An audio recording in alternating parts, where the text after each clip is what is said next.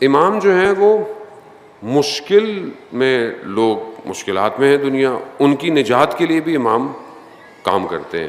لوگ مشکلات میں پھنستے ہیں، جو امام کو پکارتے ہیں، امام اس کی مشکل کو حل کر دیتے ہیں. آیت اللہ شمس الدین ایک عالم دین کا واقعہ بیان کرتے ہیں، مشکل میں، پریشانی میں، بیمار ہیں، اپنے گھر کے صحن میں ٹہل رہے ہیں اور کہہ رہے ہیں کہ مولا آپ کو میری فکر ہی نہیں ہے، میری اتنی پریشانیاں ہیں، میری اتنی مشکلات ہیں، اور آپ جو ہے وہ میرا آتے نہیں ہیں. ٹہلتے ٹہلتے دیکھا امام برابر میں چلنا شروع ہو گئے. امام نے کہا فلانی جگہ تمہیں مشکل پڑی تھی، اگر ہم تمہیں نجات نہ دیتے تو تم نہیں نکل سکتے تھے. فلانی جگہ. اللہم صلی علی محمد وعلی محمد.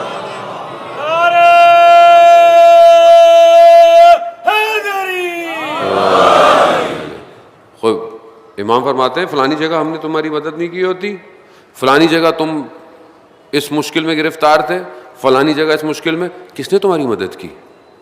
ہم نے تمہاری مدد کی.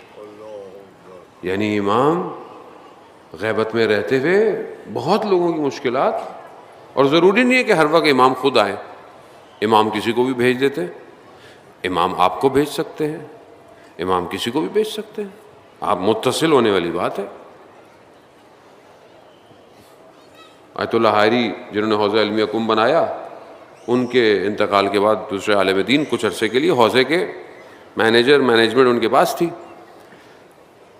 مشکلات فائنینشلی ہو گئیں، طالب علم کو دینے کے لیے اسکالرشپ نہیں تھی. ایک مہینہ قرض لیا، دوسرا مہینہ قرض لیا، تیسرا مہینہ قرض لیا، قرض کہاں سے لے؟ پریشان لوگ آ گئے طالب علم کہ کیا کریں؟ کہتے ہیں کل کچھ نہ کچھ بندوبست کر دو. صبح صبح حرم حضرت معصومہ سلام اللہ علیہ، اللہم صلی علی محمد، بی بی کی خدمت میں گئے اور نماز پڑھی، صبح دعا کی، لیکن اب اندر بھرے ہوئے ہیں.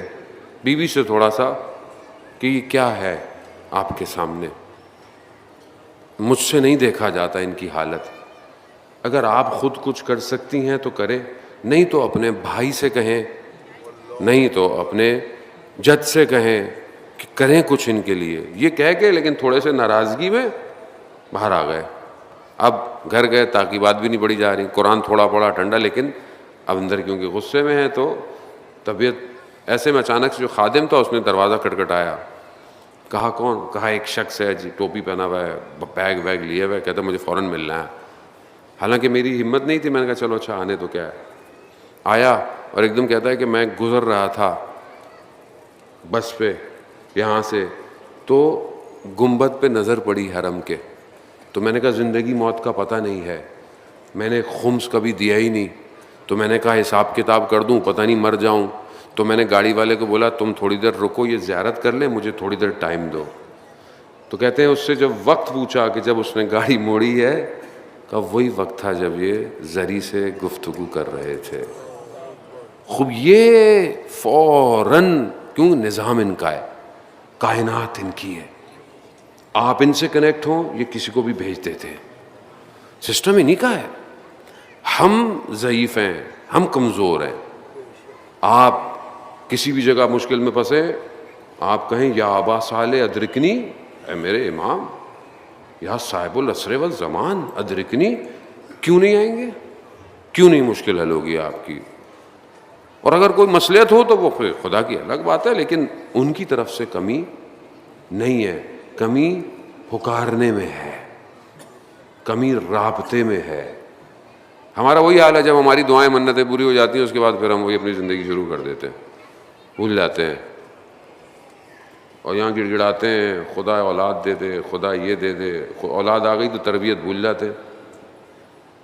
خدا پاس ہو جاؤں، ڈگری مل جائے، نوکری کر لوں، جب سب مل جاتا ہے تو یہ بھول جاتے ہیں کہ واجبات بھی ادا کرنے ہیں، اپنے مال میں دوسروں کو بھی حصہ دینا ہے.